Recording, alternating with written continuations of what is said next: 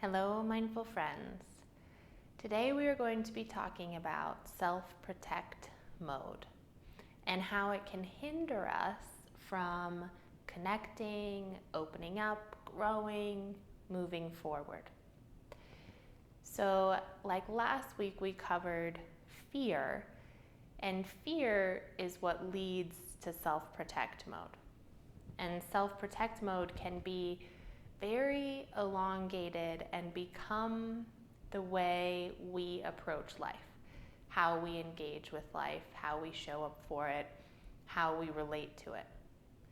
And many of us can get stuck in self-protect and think that it's motivating us, or it's keeping us on track, or it's what's keeping us safe, or it's giving us that little push towards arriving where we want to arrive.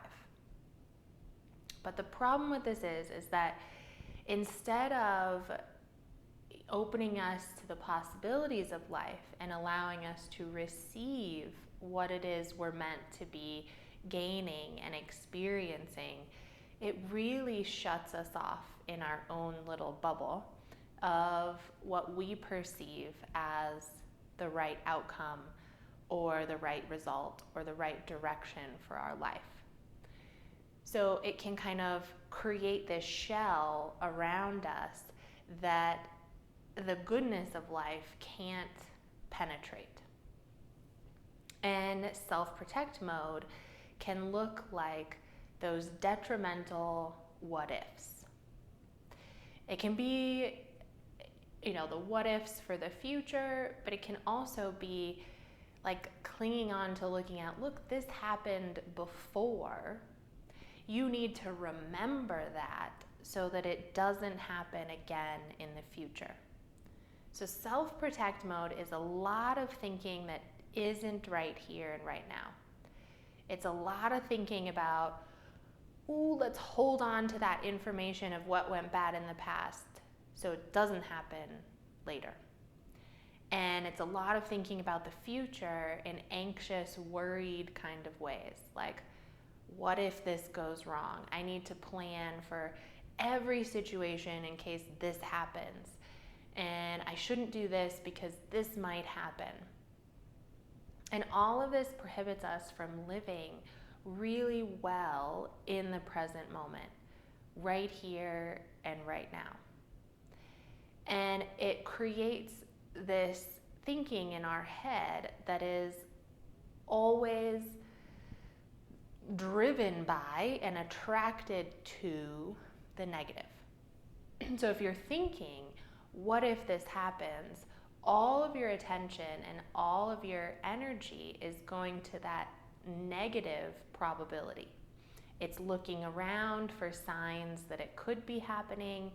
It's looking for indications that it's on its way. It's waiting for the other shoe to drop. And when the mind is doing this, it's not enjoying the present. And it's not able to engage in the positive of the present moment. So everything could be really great in your present. You could have a really good job. You could be in a great relationship. You could live in a beautiful part of the country. And if you are only focused on the worries of, what if this happens? What if it falls apart? What if he leaves me? What if I lose my job? Or you're thinking about, well, I liked my job for a while in the past and then I stopped liking it. And then as soon as I let my guard down, the negative started coming in and they asked me to do too much. So you're in a good situation, but you're already planning for the negative to come. Or you're in a relationship and it's really good right now and you're happy, but your mind is thinking, well, before it looked like this at one point, and then we all fell apart, or we lost it, or he started losing interest, or I started losing interest. And so in this nice present moment, in this experience, you're off living a really negative reality of what could happen. And what that does is when we are placing our attention and our energy there, we're thinking about how it could go wrong. This self-protect bubble comes out.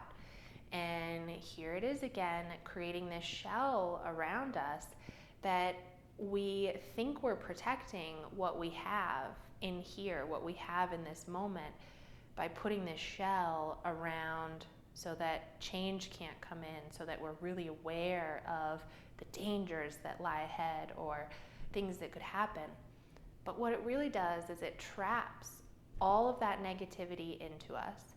That's what we're holding on to, and it creates this barrier that we can't see the goodness of right here and right now. So instead of keeping the bad out, it ends up holding it in and keeping the good out.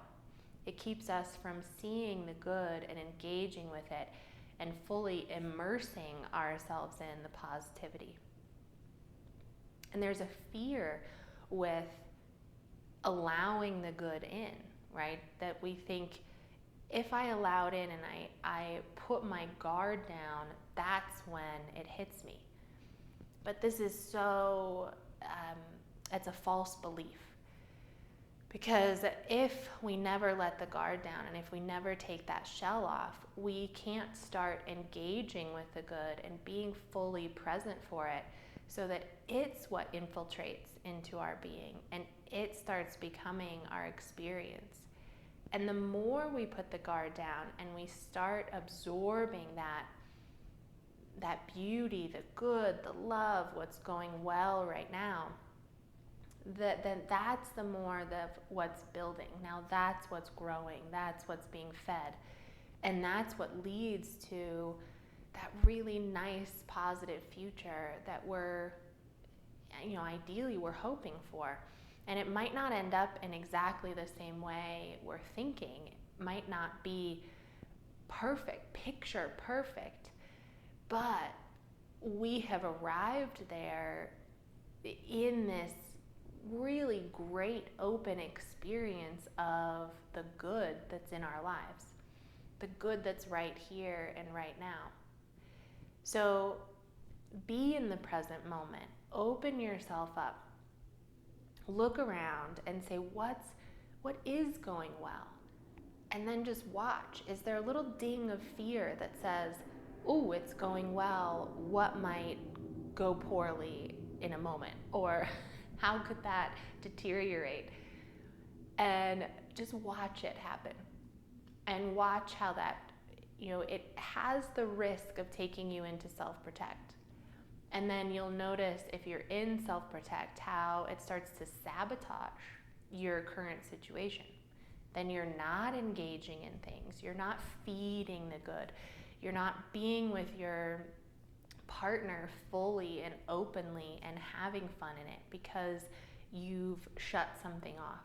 You've started to worry. You've started to look for the bad, the signs of the bad. So just watch for that. Know that it might happen because we like to be in self-protect mode. We like to think it's keeping us safe. So watch. It might arrive, and then notice, and then come back to the present moment and ask yourself, what feels good here and now? Can I just look at the good, at the love, at what feels nice in this moment? Can I engage fully in that? And the more you're able to engage fully in that, the more it'll grow and the more it'll stay around. And the less you'll have to put up that bubble of self-protecting based on those really negative, detrimental what-if stories, or remember the past stories, and it might repeat itself. Because thinking that it might is what actually leads to it happening, because you're feeding it. So this week, look into where the good is. Look into all those nice, warm feelings in the present. Everything that's going well.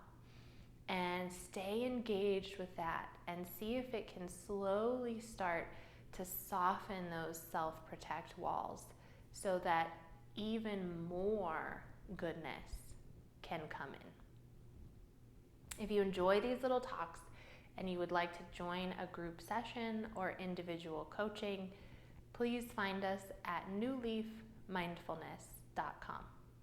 I hope to see you all very soon.